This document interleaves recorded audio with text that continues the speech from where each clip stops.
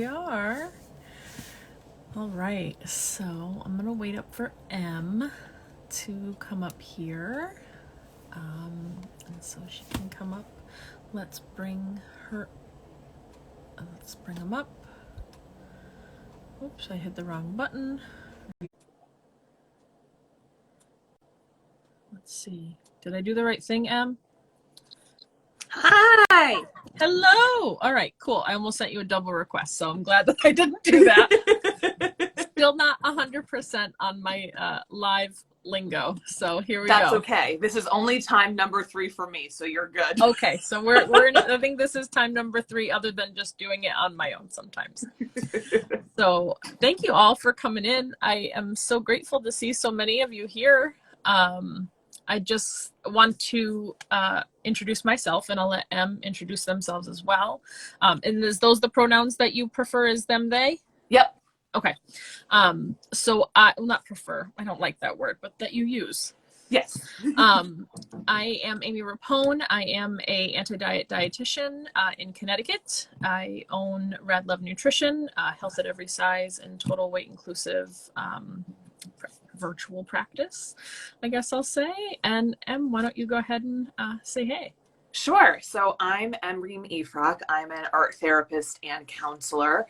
I'm the co-clinical director of Lotus Counseling of Connecticut in Watertown, Connecticut, and I'm a board member for Project Heal. You guys just logged in. Yay, love you. I am a fat, trans, queer therapist specializing in intersectional social justice as part of eating disorder treatment, body image, and gender affirming care. Beautiful. All right. Yeah. And speaking of Project Heal, just so you all know, at the bottom here, we do have our beautiful fundraiser going for Project Heal. Yay. I am also a leader of healing in the Healer Circle for Project Heal. It is an absolute pleasure for me to be able to do so. You know, I think one of the main things that made Project Heal jump out to me was that I wanted to be able to provide care for those who I had experience with not being able to have access to care. And so they're a wonderful resource and able to help us do that for sure. And so I'm very grateful to be a part of it. All right, so to get our conversation started, I think I want to come into this saying that I come into this conversation with a large amount of privilege. I am a cis het white lady, just here I am. And I do identify as fat. I am a super fat, whoever I came up with those whatever these terms are, terminologies. But so I do identify as that. I am very proud to use that word, and kind of go from there. Yeah. So some of the questions that I have, because I am still learning and always learning, and will probably get a lot wrong tonight. So I'm going to go ahead and own up to that, and that my mind is always open and my ears are listening. I know that I am somebody who has always kind of looked at things from a social justice lens, but certainly don't feel like I do enough. I don't know if anyone can ever feel like they're doing enough, but I know that I want to do better. So some of the things that I am very hopeful to be able to get out of this conversation is just talking about some of the strategies that we can do. I know the talk the other day with Megan and Jessica was wonderful, hashtag and ED gatekeeping. I'm really very much into that right now. I know IADEP was something that I wanted to be involved in for a long time. And then I, for sure though, had with the privileges I do have, don't know how I necessarily could have afforded that and or been able to maintain the work that it takes to be a certified eating disorder dietitian, as IADEP would request me to do so. So I'd love to hear your experiences with IADEP, because I know that you've you've had some issues with them in the past and have some feelings around that for sure. This is actually going to be the first time I publicly say anything of explicit detail. I've been really, but I'm happy to share it with you here. This feels like a wonderful space to do it. So basically, IADEP was like my gold standard dream the day I graduated school. I was going to get into treatment. I was going to do my hours. I was going to do this. And I did it with a lot of barriers around fat phobia in the treatment world, a lot of argument around clients not getting the care they need, a lot of confusion about how transitioning and gender affirming care fits in with eating disorders, had a lot of gatekeeping issues, fought through them, got there. Like you're saying, the financial barrier is, I tell my partner to come in and yell. We haven't gone on a vacation, like a real vacation, in a really long time. Now, I am light. If I want to present as hetero with my partner who's assigned male at birth and identifies as male, I could and did for a really long time. So I have a ton of privilege and I have financial privilege. I have no children, right? So we made our little sacrifices to do it. And finally got a presentation in around health at every size, this whole subject, thought maybe this is it. And at the same time, they'd asked me and some therapists who I really love to start the Connecticut chapter for IADEP. And I'm someone that's like, I'll start something and I'll work from the inside. I'm like, that's the most punk rock way to do everything. Get yourself in, rip it wide open, make the change. And instead, I was met with being misgendered, transphobic undertones, wrong pronouns used, wrong names used. And then ultimately on a recorded presentation for the symposium, was recorded as being misgendered, was left with no conversation about it. And when I went to address the board about it, I said I was not open for a conversation. They pushed for one anyway. I had a conversation with someone I thought I could trust. And at the very end, they said, well, you put she, her in your own bio. Click. Even if I made that mistake, and I will own it, I am not perfect. She, her actually doesn't mean you get to decide what my gender is or how you get to speak to me. And if this is how you treat me, someone with power and privilege who's paying for your job to exist, how do you treat clients who come in who are not empowered to say, but those aren't my pronouns, or can you not speak to me that way, or don't talk about my body like that? And so for me, I'm like, okay, I fought through all the gatekeeping and for what? And I just sat back and thought, well, I'm pretty lucky because I don't know many trans or like very openly, flamboyantly queer people who get through to IADEP. We know there's only one person of color on the whole entire paid staff. And they don't want to talk about it. And that's the part that infuriates me. And that's where I'm like, Megan is fucking kicking ass because she's not letting them not talk. And I love that we're going to let them not get away with not talking. Yeah. Because a whole lot needs to change in the eating disorder world for sure. Agreed. Especially when it comes to, I think on the outpatient side, it's not that there's not, far more work to do on the outpatient side as well. But at least we have our own autonomy to be able to make change and do those things. Whereas at treatment levels and or organizational levels, where that kind of thing needs to also change so that the conversation can be open and it can be open to everyone. That's really where it needs to kind of start at the top and then trickle down to us. Grassroots is wonderful, but we also need to get the right people up at the top to be able to be doing that. And, I'm sorry to hear about the things that you came up against because it's so shitty. It's just so shitty. I mean, thank you. I appreciate it. And, I have said, and it's not always a popular thing to say, that actually the way our field works with us professionals so mirrors how an eating disorder works in a family system from the therapeutic perspective. So really what I did as the identified patient is that I didn't want to be that anymore. And I got backlash for it. Yeah. That's what happens to our clients when we don't do a good job. Absolutely. And I think to the point that you bring up in that, that thought flew right out of my head. You had said something and, so when it comes to, you had mentioned about, if you're treating me like this, somebody who has a point of privilege and I'm able to speak up to those who don't, right? I think that that's a really huge point to bring up because we, as clinicians and as treatment providers, there's a hierarchy of authority that goes on there that, of course, we try to bring down a little bit the best that we can, those providers who wish to do so, versus those who maybe don't.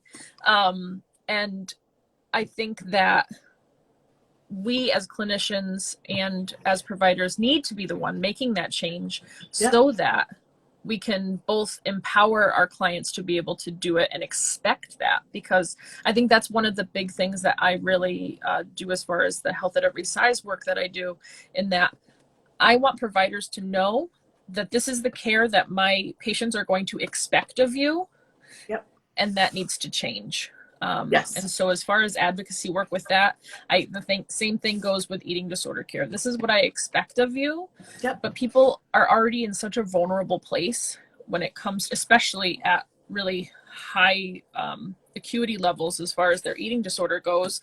They're not in a place to be able to do that, or they're taken as being, for lack of a better term, extra, or they're just like showboating, or any of those things that we interpret eating disorder patients to have, that ego that goes on with an eating disorder. Not necessarily the case. They're just asking for respect because they've come up against that wall so much and not getting it. And sometimes, it hits a wall where they are going to explode at it. And then we don't know I don't know why you're freaking out at why are you getting all bent out of shape now? Well, this is because they've come against this for so long, so many times, they've just had enough.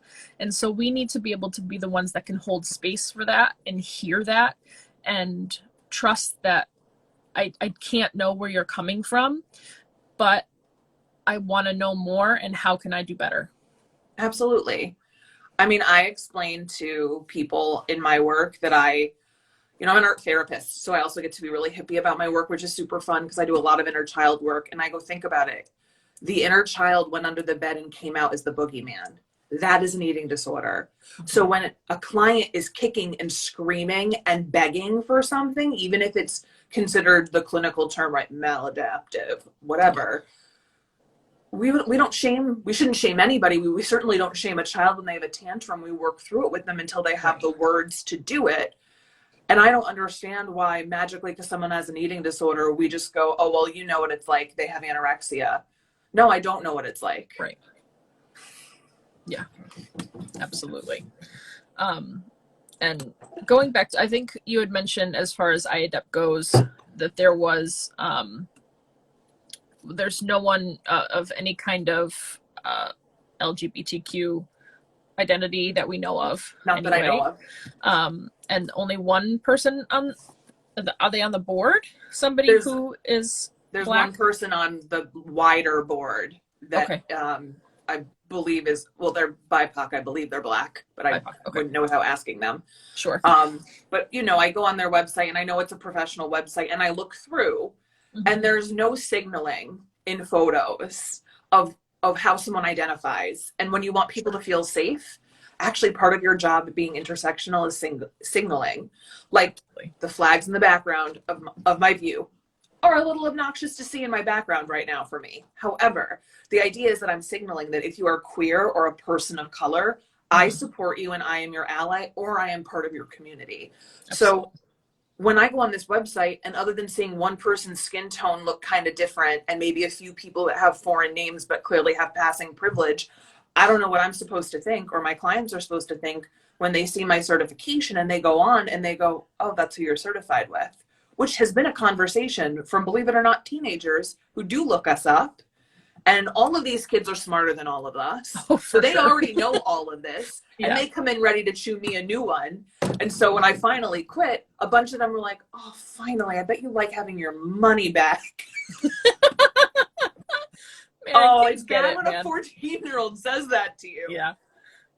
And I think with Megan's talk the other day, when it comes to gatekeeping as well, and that how are we, if this is supposed to be a organization that we are supposed to look up to and learn from, if we're not learning from all the voices that we should be learning from, especially with how eating disorders affect those in marginalized bodies.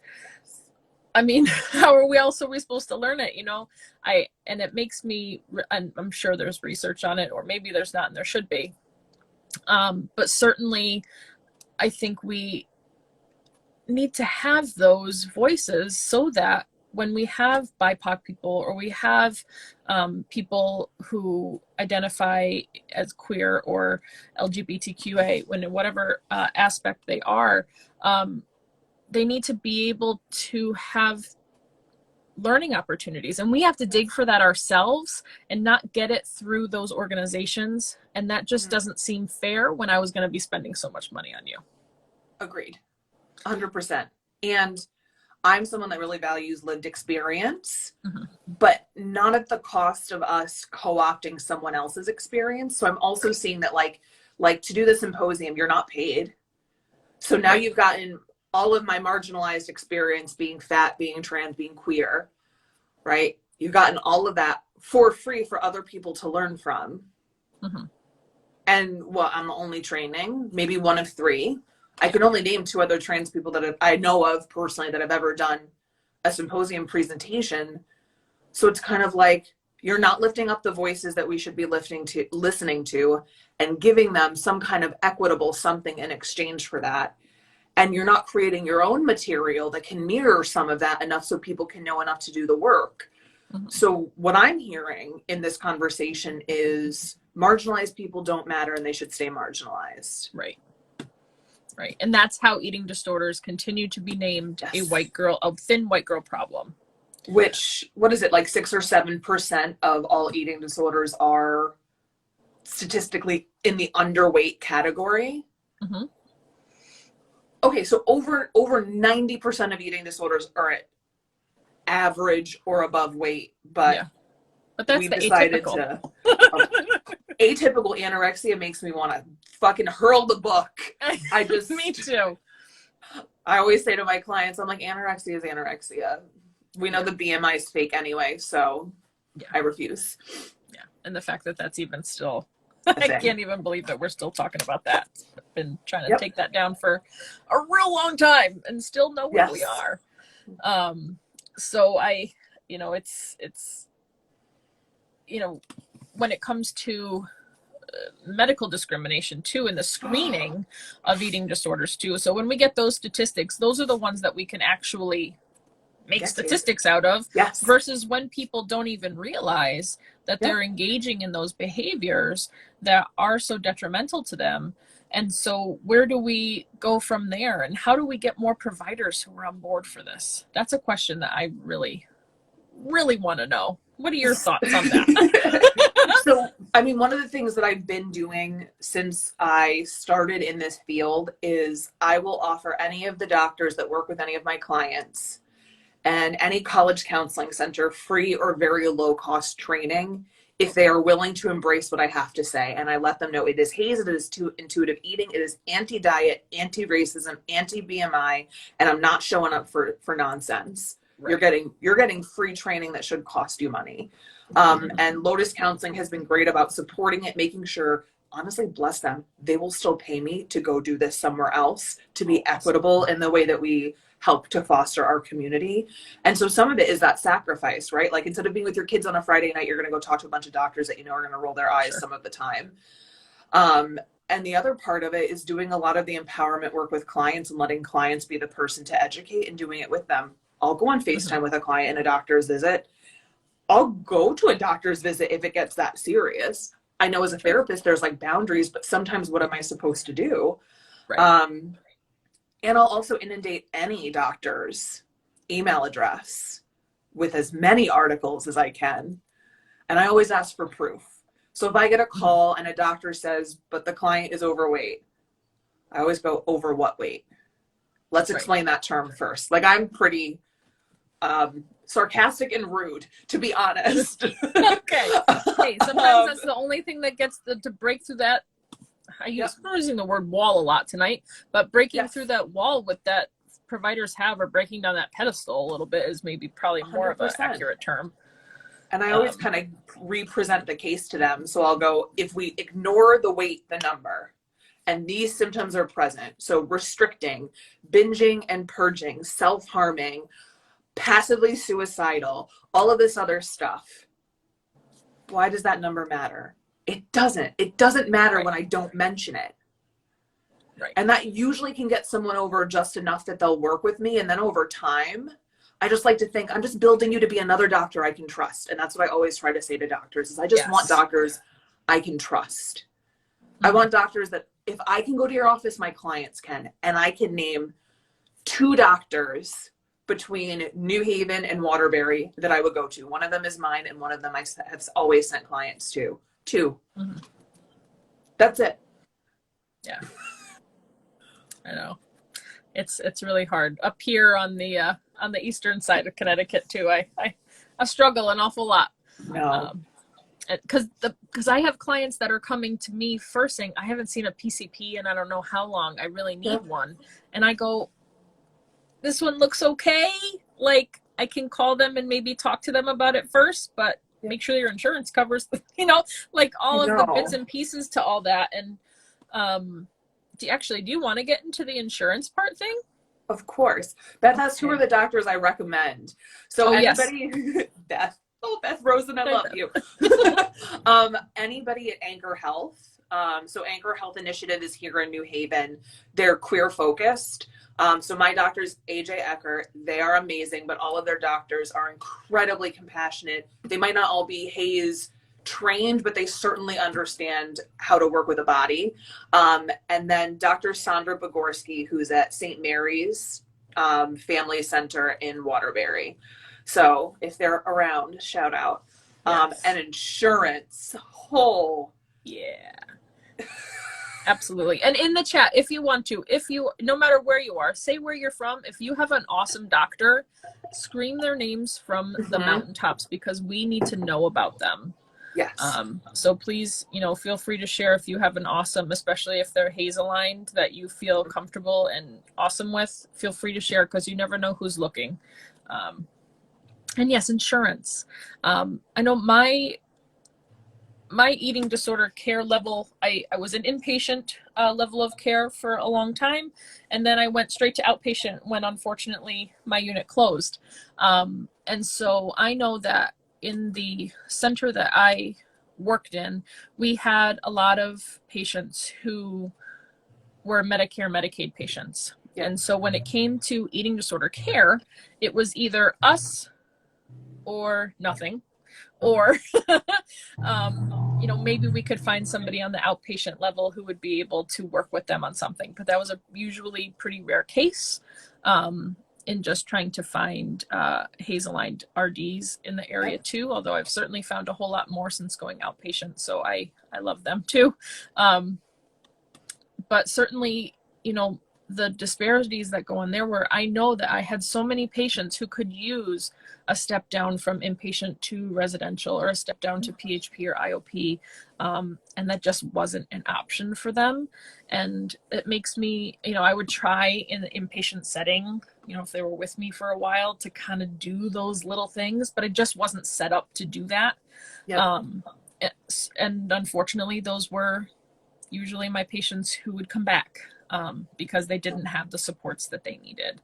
And that's one of the reasons why I don't take insurance. I'd rather work with somebody and try to figure out how that works, just because I don't want to deal with insurance and I don't want to get into fights on a daily basis because I'm very protective of my own energy and my time, because I don't have, my practice is not full time at this time, so I don't have a whole lot of other time to do that. And then it makes me so mad that if I feel like I get in it, I'm going to go in it hard. And I don't know what that's going to be like. Don't do it. I'm telling you, don't do it. I know. We know that Medicare and Medicaid doesn't cover any dietary support unless you have severe anorexia, something related to HIV and AIDS, renal failure, right? Really, really, really serious stuff. Which it means will cover diabetes.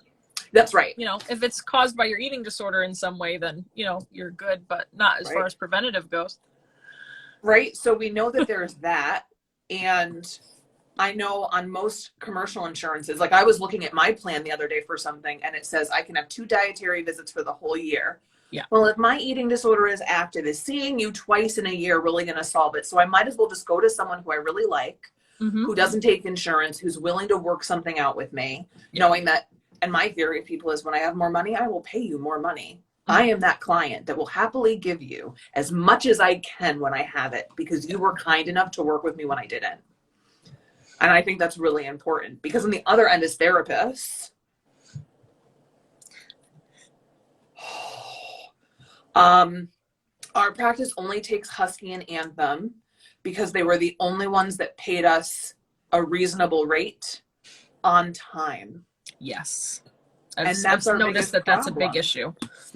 And I mean, with this pandemic, nothing has been a reasonable rate or on time anyway. But my Husky clients, just like you're saying, they can go to one IOP PHP in the entire state, or it's me. And in Waterbury, there's nothing. You've either got to drive to Guilford, South Windsor, or see me. And I'm one person, and there's only 2 of us in our practice that are fully trained to do this. Everyone else that wants to do this is learning, and not everybody does. Not everyone should. So often with insurance, it's either I have to be the advocate and fight with them, which, I mean, as you've said, I don't have the energy and I don't have the time to yell at every plan. So what does that leave clients with? They have to do the work. And what do you do when no one's believed you because you're in a bigger body, because you're a different race, because you're a different gender? So there's no way you have a problem. And now in order to get the care I need, I have to fight and yell and scream at insurance, hoping something will get covered. And even when therapy is covered, we know I have clients with $89 copays until their deductible is met. Oh my goodness. Paying me, you can pay me less than that to do a cheap out-of-pocket session. It's just, where is the setup? And so honestly, as I've looked at this over the years, part of the gatekeeping is that insurance gatekeeps how eating disorders work. Absolutely. A bajillion percent. Because if I don't cover residential, if I make you fight for levels of care, I keep you sick. You need to keep using all of our services and paying us. And it sounds so crazy to people and insidious and like I'm in some kind of inception plan. No, but the reality is, if you look at the numbers, it's so accurate. Yeah, and I, like I said, I was seeing this so much every day. You know, you know, they would go, oh, so-and-so's coming back. And I'm like, well, yeah. Like, why wouldn't they? Of course. You know, we're a safe place for them to be. Of course, I would have them come back. You know, it's, and that just seems like such a big dragon to take on, you know, because there's so many things that even outside of the eating disorder world that are, you know, insurance is just a big mess in general. It's a big mess no matter what. You know, and because it's hard enough to get it, never mind when you actually have it and then it doesn't cover anything. You know, then what's the point? And then that's, you know, it's just a frustrating round robin. And, you know, it really takes legislation, and that's, you know. Which is a lot of work. I've done it before. It's a lot of work. It is, you don't get paid. It is thankless. And in my experience, and I tell everyone I did it, I got to do it for just a little bit at the end of something that was really successful in the art therapy world. People can be thankless. So like we could spend, Amy, you and I could spend years. We could get all of eating disorder care covered, but because we didn't do X, Y, and Z, there's going to be somebody who's upset. And so that's the other problem with legislation, is that enough of us don't want to spend the time doing it and being collaborative, and not in a bad way. We're tired. We don't get paid to do it. If we're all trying to be ethical and equitable and intersectional in the way we treat people, it also means we're seeing clients where maybe we're not making enough for that hour. We're seeing clients that are maybe more highly acute than we would like to see at our level of care, but we know that they won't get anything any other way. And so what do you do when you've just seen 5 clients? They've all paid you half of your usual rate. All of them need residential, but you're all they're going to get access to. And now I've got to call 6 senators before the day ends and start writing a legal document alone for free. Yeah, absolutely. You know, it's like I don't know. We got to find some people with big pockets and no time on their hands. Or too much time on their hands. Excuse me.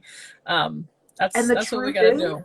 this sounds so bad. I can name a few local reps who are incredible, and who I feel like I have good relationships with. But for the most part, you know, the lobbyists and the bigger name politicians, they make their money off of insurance and all of this too. Right. Like it's the biggest kind of mindfuck, really, because everyone benefits technically from the clients that we're talking about suffering.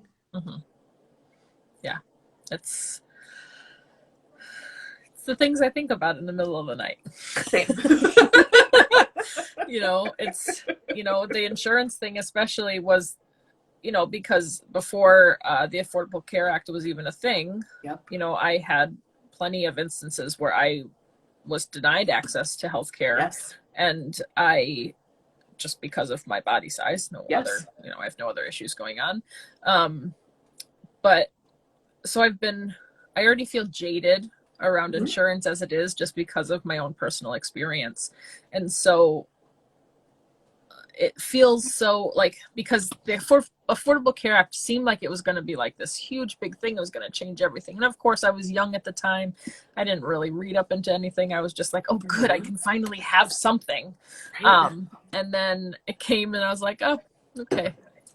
So I have something, but it's not real great. So it's not, you know, no, I was talking to another therapist about this, and they were like, why is insurance so high? And I told them how much I pay, and I have a very high deductible, and you know, I'm in my transitionary process, so I'm going to have some affirming surgeries, which are really exciting. And I was like, well, I'll make my deductible for the year. And they were like, you have to pay for all of that out of pocket? Yeah, I do. So on top of being out a ridiculous amount of money to have health insurance, I have to pay to use my insurance. And then when you hit your deductible on most of these plans, you still have to pay 20%. Okay, again, we don't have kids. It stinks, but we can work ourselves to the bone. No one is crying for me at night. Mm-hmm. How do the rest of you that have children or who are full-time caretakers, like I'm only a part-time caretaker for a parent with a functioning parent who does most of the work. I just think of all the people that are not in these, you know, privileged circumstances. What are you supposed to do with that? You go without insurance, you go without care, you don't get treatment, everybody else comes first. Right. Yeah, and that's, I think, why I have to feel so protective sometimes of myself and my time, so that I can be that example for others. But it's not so easy. Again, I come with so many privileges that I'm able to have, where I have the ability to do that, where if, you know, you're a single parent with however many children, doesn't even matter, however many children that you have, trying to keep things afloat, making sure that everything flies, you literally have no time or usually money to do anything else to make it happen. You know, and so you have to be cognizant and compassionate towards that, because if we're not, you know, how are we going to be able to help people? Which is why like a one size fits all approach is never going to work. And you know, when we are doing research on certain modalities that work, why we have to take into account so many different people that I'm sure that we don't, because of screening processes, and people who are, you know, people don't have the time to do that. They're not going to engage in research studies either. Agreed. So, you know, when we look at the research and the research tells us XYZ, okay, but for who? 100%. And, you know, I think it so many people, and research is wonderful. I'm not saying that at all, but I think that we need to make sure that we are really looking at what's going on there, to know who's being represented appropriately. To know that, you know, it's actually quality research that's going to be effective. And even so, it doesn't make your individual client, who is likely unique, going to need something else. And I think sometimes I use this phrase from one of the dietitians I used to work with at Rockville Hospital. He was always one to like figure out what he's going to do with this particular client. And so we always had to throw the spaghetti at the wall and see what sticks kind of thing, because while it doesn't sound very, you know, it doesn't sound very exciting or very evidence-based, you know, sometimes we have to get creative and see what is going to most be beneficial to this person, because all the other modalities that they've tried haven't flown so far. Yep. And so, you know, sometimes it does take consistency and being able to see what, you know, what are they really in a situation where they can appropriately use these modalities. But being able to trial different things to see what can work, and just listening to somebody, being compassionate towards what they need and what their individual circumstances is incredibly important. I feel like that's one of the problems with treatment across the board until you get to outpatient. There's almost this, like you said, it's cookie cutter because everyone's got to be in the same group. And I also get it. Like, I ran IOP for a long time. You cannot do everything at once. We have to figure out something. But then I would remember sitting in situations where I would be like, the client's being punished for not doing well. And even if they're not being punished, they feel punished when they can't level up to finally see their family or their dog, or they can't take that extra day off of IOP to be with their friends. Like, there's no flexibility, because eating disorders can't have flexibility. Eating disorders run rampant when we leave the cracks. And I'm always like, actually, let's be really cheesy. The cracks are where the daisies grow in the sidewalks. They're how the light gets in. They're the spaces that actually growth can happen. And we live in a world where, because of insurance and evidence-based models, which I believe in, I'm a DBT maniac, like, but you can't just do DBT. I can't just be like, dear man, until you want to eat a burger. If I could, you and I would have done it. We wouldn't need to be here. We could go to Hawaii. I could be drinking out of a coconut, super happy and tan. Here's the intuitive eating workbook. Just work through it. You got this. You know, perfect. Problem solved. Write me a check. It's just not going to work like that. And so, you know, that's why, you know, we need more providers who can also have that lived experience to know, oh, all right, well, I get where this person's coming from. Let me try this, because this makes a lot of sense to me. And where supervision, where we can get supervision from people who actually have other lived experiences too, so that we can say, all right, like, I would never have thought of that. Like, thank you, because that's why we like to bounce things. And us dietitians, we don't, you know, it's becoming a bigger thing, but supervision is never anything I've ever heard of in my coming up and being a baby RD. That was not something that we ever talked about with supervision. And like, when I first started hearing the terms and kind of the probably Chrissy Harrison's podcast was maybe the first place that I heard it, with Fiona Sutherland, because she's a huge proponent of that with dietitians. I was like, does she mean like her boss? Because that's what it sounds like if you know, no one's ever given it to you before. And then to know that, like, it's something that therapists do all the time, and it's self-preserving, or not self-preserving, but like those ways to kind of, you know, get through the day, because we have such constant patient contact and human contact all day long, can take on a lot. You know, I, for one, am an incredibly emotional person. I take on a lot of things, and when I don't, I become jaded. I don't want to do that the best that I can. So I have to be mindful of that. And so when it comes to supervision or even peer support, where you can talk to other people, you know, it's so beautiful, and such a wealth of commonality that we need to kind of hear those different voices to make sure that we're hearing everything that we can. I'm glad you brought up supervision. So supervision's like the love of my life. My supervisor, my private supervisor, who I continue to pay, was actually one of my professors in grad school who stayed with me. And the weird thing about being an art therapist that's different from everybody else is we are told from day one, when you enter grad school, you're never going to get a job where there's a board certified art therapist. You're always going to have to pay for outside supervision. You're going to want to pay for outside supervision, because there's nothing like complaining about your job to the person who's paying you. And so my leg up, I think, in this field and learning how to be intersectional is I've always had a private supervisor. I don't think at this stage of my career, she would let me get away with not meeting at least once a month for my sanity. That's good. But like you're saying, RDs and even most therapists I know that aren't in a specialized modality where we need to find somebody outside of work, a lot of people don't have supervision. Yeah. And I mean, I'm sure you've seen it. I've seen it too on all of these eating disorder professional pages and wellness pages. It's like you'll bring up things like, but that sounds like weight stigma, and then you hear about what a fat POS you are for not taking care of yourself, and Yeah. you're going to kill all your clients. And I'm like, oh, but supervision, and not like go to supervision because you're a bad therapist. Like, Right. no, like go and learn about HAES, and like Right. that if someone's body is unhealthy and their weight is part of that, it's actually not our place as therapists to comment. Our place is to create an environment without weight stigma and without shame so they can experience being in their body without feeling terrible. Because guess what? They wake up in diet culture land every day. Mm-hmm.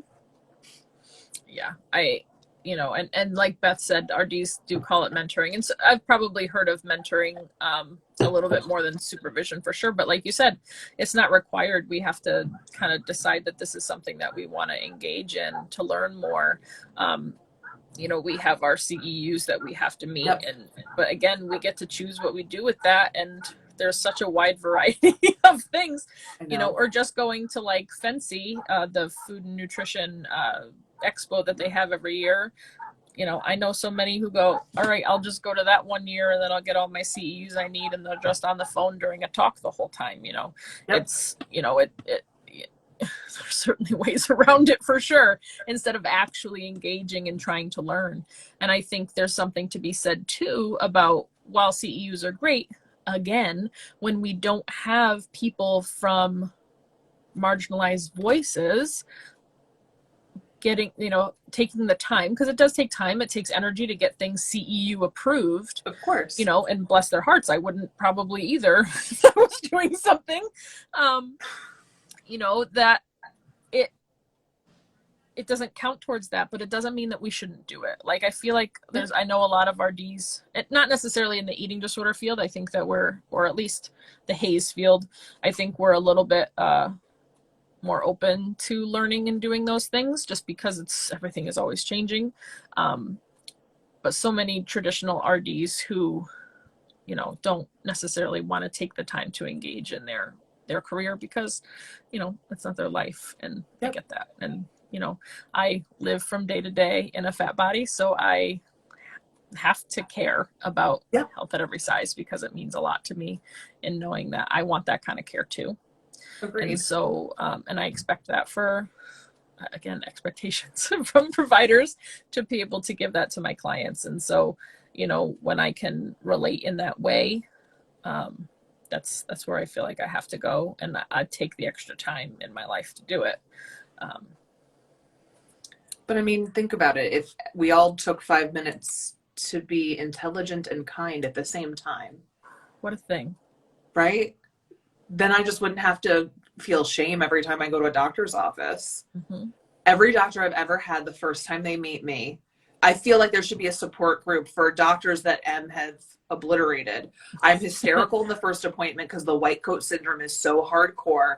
Mm-hmm. Halfway through, someone says something about my weight. Then I snap at them about HAES and I never come back again. Yeah. And I hear about, well, I guess you were non-compliant if you kept blah, blah, blah. I don't care if you call me non-compliant. Right. You can call me whatever fancy clinical word you want. The truth is, I'm not sticking around, but I can afford to not stick around. Right. Right. But imagine what it would have been like, right? If either one of us walked into an office and we were like that, and a doctor was like, if going to a doctor's office is this hard, it must have been really bad this whole time. Mm-hmm.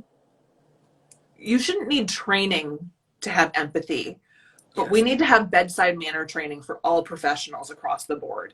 Absolutely. And I actually think that's part of being intersectional, which is understanding that people come from different places in life that aren't just like made for TV movie lifetime trauma. There are people that are still around gang violence and families that are refugees and domestic violence and all of those things that happen. And then you walk in with this authority figure in their coat who's supposed to be in charge of your body, mm-hmm. which is the myth about doctors. They're in charge of my body and my health. Right. And they exact their power just like any other abusive trauma hierarchy does, mm-hmm. without any thinking about feeling. Yeah.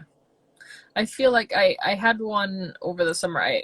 During COVID, I was like, I have an ear infection. And they're like, oh, let's do a video chat. And I'm like, okay, I don't know what you're going to look at. My ear hurts. So Yep. unless you really want me to get my ear all up close to the camera, I don't know how you're going to take a look at that. But, and so I went in and she was feeling positive because I'm like, all right, I went in with an ear infection. She didn't say anything about I actually may have refused my weight when I actually went in. Because you can do that, y'all. Yeah, don't do it. You don't need to get weight. Y'all. But so then she's like, but you should really set up a physical. And I was like, oh, crap. She just needs a place to talk to me about my weight. Like, that's where she feels like, okay, this is the place I feel like I can talk to her about her weight. And it was, because this was this past summer. I've been doing this work for a long time. I feel like I'm way past all this garbage. Like, it is what it is. And then, I start bawling the second she brings up my weight. I've been in the best place I've ever been in my entire life. How dare you? Blah, blah, blah, blah, blah. And then she was sitting there listening and like doing well. And I was like, okay, maybe she's listening. And then she showed me like a, Instagram post of I think that you'll find this motivational. And I went, oh shit, she said motivational. And then I look at it and it's a before and after picture with some kind of shake thing. And I was like, okay, cool. So you didn't hear a word I said. Out I go. Nope. So, I'm still on the search to find something different, but and that's what keeps people away from care. But how is that medical advice? I'm not hearing medical advice. I'm hearing a doctor saw your weight, said, okay, that means I have to lose weight. Yeah. Shame you with an Instagram post about probably some disgusting chalky shake. That's probably some Ponzi scheme that doesn't even taste good. And she's always, I think she kept going, well, you know that you should do this. You're a dietitian. You know that. But what if you're doing it? She's like, that being in a larger body is going to do, I'm sure she didn't use larger body, but is going to do XYZ. And I'm like, what about all the research that actually says being slightly overweight means I'll live longer? Yeah. I'm like, yeah, I do got to move more. I've had an issue with that, but I do have some trauma around it. So, it's kind of something I'm coming at as I can. And then it all ended up like that. And it's just. I'm so sorry. Much. And that's where we go. We go, happens all the time. Right. Which is the problem. And, and again, right. We can talk about it. We have enough privilege that we've created platforms for ourselves when we can. And I just keep thinking of all my kiddos in Waterbury who half of them have families that maybe English isn't even their first language, or, they've got bigger things to worry about. So they go to the doctor and this happens, and it's not even it happens. This is a blip on the screen until they're older. Yeah. And they have this problem that no one's recognized. Mm-hmm. And maybe because their body didn't change, even despite them engaging in behaviors. And so they just kind of skate through, and because you never really ask about how people are eating or how they're moving, just, are you doing it? Yes, cool, on the way. Well, and we know doctors assume anyway. I know in my own process at one point in time, and I'm open about this, I had bariatric surgery a while ago. I have conflicting feelings about that decision, of course, but I'm in the body. And they would talk to me as if literally I got McDonald's multiple times a day. Now let's start with, I love me a French fry. There is nothing on this planet you can do to convince me that I shouldn't eat French fries. Yeah. However, I personally do not eat 3 cheeseburgers and fries a day, plus. And when I would report how I naturally eat, I was told I was lying. Right. And we're told that too. Right? Yeah. As dietitians, like, that was like one of the main things. And there's an air of truth to this part, in that people are never going to be able to tell you what they've eaten in 24 hours, right? When we do a 24-hour recall. And that's valid and fair. But it always came with a side of, that's not right anyway. They're just going to want to make it look good for you. And that could happen as well. Of course. But there was always that assumption that if it looks too good, it's probably not right. When somebody could, when I worked in outpatient at the hospital, before I did my own outpatient work, that was always, you know, the conversation where, yeah, there's no way they're really eating like that, or else they wouldn't be in this body. So untrue. And that's when that's when I started to pick up haze, because I'm like, there's no way that all of these people are lying to me, because they're coming to me so desperate and so vulnerable that I'm allowing them to have these conversations in this space. And, you know, I can tell that they're not trying to blow smoke up my ass. I'm, you know, they're being legit with me, and something is not working. Whatever I learned isn't working, and I should know that, because it didn't work for me either, and I'm not anything special. So, you know, it's wild. It's kind of like the whole, I always tell everyone, no carb thing will always make me crazy. But actually, from an intersectional point, it makes me crazy because most ethnic and cultural food is based in rice, noodles, pasta, grain. So when you say that, you're also whitewashing every culture that comes through the door. So on top of, right, not being hazed, not approaching intuitive eating, not caring about someone's feelings, you're also taking their culture from them and then wondering why they're not better. Yeah, and that's goes along. Oh my goodness! Well, we can go into colonization and dipped in ideal as far as it comes from white supremacy. That's a whole other world. We can have a whole other conversation about that for sure. Yeah, because so many cultures that are brought to this country, which isn't even our country, you know, that, you know, they have to fall into this colonized ideal of what is appropriate for them to look like. Or, you know, I haven't read Sabrina String's book yet. It's so on my to-do list. I imagine it is. I can't wait. My book list is longer I understand. than I know that I can ever read I have enough my of. pile. I try. You know, I try to get like 10 minutes before I fall asleep every night. Yes. But it's definitely on my to-do list of things I want to read for sure. And I know just even reading the beginning of Christy Harrison's Anti-Diet, where she goes into the history, was, you know, you kind of always know when you do this work, you know, where things are kind of stemming from, if, you know, you kind of have a knowledge base in anti-racism work in general. But it was really like, oh, right. Yeah, because even like when I go back to some of my like women's studies classes, and we talked about you know, Latina people and how they often tried to change color of their skin, or, and then because we didn't really talk about the dieting part then, but then I think about how much they're still trying to fit that white ideal, that just comes along with the package, and it's a lot. It's a lot to take in, and I don't even have to worry about it from day to day, you know. So that's, oh boy, I know. You know, and I wish I was more articulate about, again, it's, you know, there's so much, and I have a hard time speaking to it because I'm not in it, and I can't, I just want to continue to learn more so that I can be there for those who do. And so we're getting up to the close point here. We're at about 10 minutes or so. Thank you those who have donated to Project Heal there at the bottom. I really appreciate it. Both Em and I not work for Project Heal, but are associated with Project Heal to a degree. And we wholeheartedly, you know, love it and are appreciative of the work that it does. Is there anything else that you want to bring up or that we haven't talked about tonight that you feel is important to talk about? Well, I think everyone should know that we're all trying to create healthier intersectional spaces and that we need each other to be a part of that. So I started a group on Facebook called Eating Disorder Professionals for Intersectional Social Justice.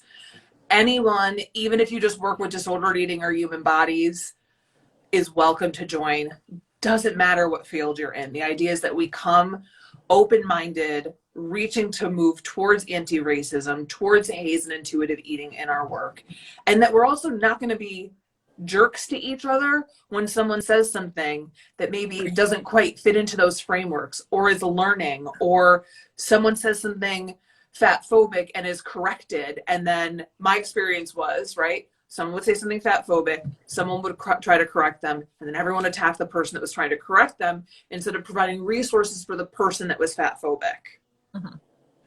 So I want us to create spaces together where this is possible. And my hope is if enough of you join, you know, starting a nonprofit like a board is actually not that hard. It's a lot of work, but legally it's not that hard. And I've done it a few times, and I would love it if a bunch of us finally got together and said, enough is enough. I don't want your space. I'm going to make my own. Yes. Let's build a table. Yes. I want the biggest, you know, it's so cheesy. I always think of in Clueless when Cher gives her horrible speech and she talks about making room at the table. And I'm like, there were so many things wrong with this movie. But like that in my mind will always be Cher Horowitz talking about how you make room at the table. Yes. Someone else, what's the name again? It is Eating Disorder Professionals for Intersectional Social Justice. And I can send you the link too, because I think I've connected with you on Facebook previously, but I can send it to you so that you have access to it. Yay, thank you for sharing. Yes. All right. And yes, I'm totally down for that. I'm all into I know you that. are. Yay. I'm into change happening because I am done with the same old crap that's not working. Right. And I feel like this pandemic is really high. And that's the thing, right? This pandemic has highlighted for us. We know the harm across our country. If anyone was surprised at the white supremacy in the last 4 years, we should probably talk a lot. Therapy. You need therapy. But I think that the harm that the human body has experienced in the global trauma, in the COVID-15, in the buy a Peloton if you don't have the gym. And look, I love exercise and I love food. But spending a year in trauma shouldn't be me trying to have this non-traumatized body. Right. And so we have to change because our field is at best trauma informed, which is not good enough anymore. Yeah. And we're asking to be better. And I think we should ask to be better. Mm-hmm. Absolutely. And I was actually having this thought the other day, you know, as not a therapist, when it comes to the trauma stuff, I can only say that I'm trauma informed and that has to be enough. And, you know, it's when people though are vulnerable with you, you still have to sit and listen. And I feel like there's certainly a whole lot more that I can, because then I go, I hear you. And then you should talk to your therapist about that. But let's get back to the food thing, you know, so, you know, being able to direct that and kind of how they interplay with each other, I still have some learning to do, but just being able to sit with somebody and listen and just say, I hear that your experience happened to you and I believe you is huge because so many people don't. Amy, you just did better than so many therapists right there in our field. You really did. That's all clients want to hear. And you know that, especially when you're in a marginalized body and no one's believed your eating disorder. Just hearing, I believe you, your eating disorder is real. You are sick enough for help. Yeah. That should be comment number one, everybody, every time. Yeah. And because even if not, right, even if there's other things going on at play there, it doesn't mean that they don't need some kind of help and to be listened to, right? Absolutely. There's still something clearly going on, even if that's not the case. So, you know, people just need to be heard and validated for the first time sometimes in their lives where they're not getting it in other places. And so, you know, the more voices and the more, ears, I guess, is more appropriate that we have out there that can do that for people. I think that we're actually going to be making a much better world, and certainly people who can actually manage their eating disorders in some degree and just work towards recovery. So absolutely. Thank you so much, Em. Thank you for having me. Yes. Thank you so much. And again, thank you to those who donated to Project Heal. We're so grateful for that. And thankful for Instagram to make something like that so easy, where I can just pop it up. Just hit a little button. Get the monies. We need that. And so that the Project Heal can continue to do the work that they do, which is so aligned with what we're doing. So, all right. Well, right on. It's been a beautiful night. I thank you so much. I appreciate and look forward to working with you again in the future. Absolutely. And, you know, smashing some stuff and rebuilding some new stuff. That's the plan. All right. All right. Thank you all so much who joined us tonight. Adios. Bye. Bye.